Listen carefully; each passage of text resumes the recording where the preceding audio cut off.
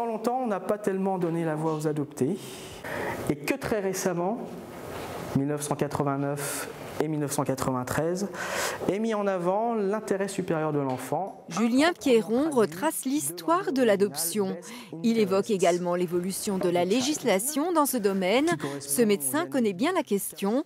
Originaire de Corée du Sud, lui-même a été adopté quand il était enfant. Tout le monde a son idée sur l'adoption, mais finalement, très peu de personnes la connaissent très bien.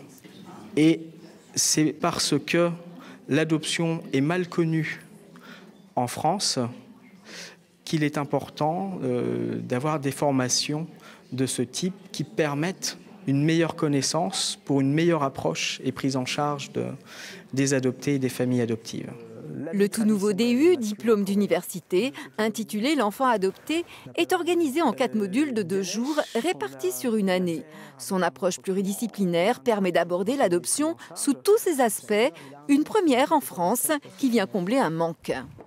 Je me suis aperçu qu'en France, on était très imbus de notre domaine d'adoption et finalement nous sommes des nains en France par rapport à l'adoption. La loi sur l'adoption en France est 1923. La loi qui place l'enfant adopté sur le même pied d'égalité que l'enfant biologique, c'est 1966. On est vraiment tout petit. Et par rapport à d'autres sociétés, comme la Polynésie par exemple, qui a été montée en recherche anthropologique, nous sommes vraiment tout petits, nous sommes vraiment inexpérimentés et nous avons beaucoup à apprendre et c'est pour ça que l'aspect culturel est bien développé aussi dans ce diplôme. Les 15 étudiantes de cette première promo viennent de toute la France et même de Suisse et d'Italie. Médecins, psychologues ou travailleurs sociaux, elles peuvent être rattachées à des associations d'aide aux adoptants ou aux adoptés. C'est le cas notamment de Céline Giraud.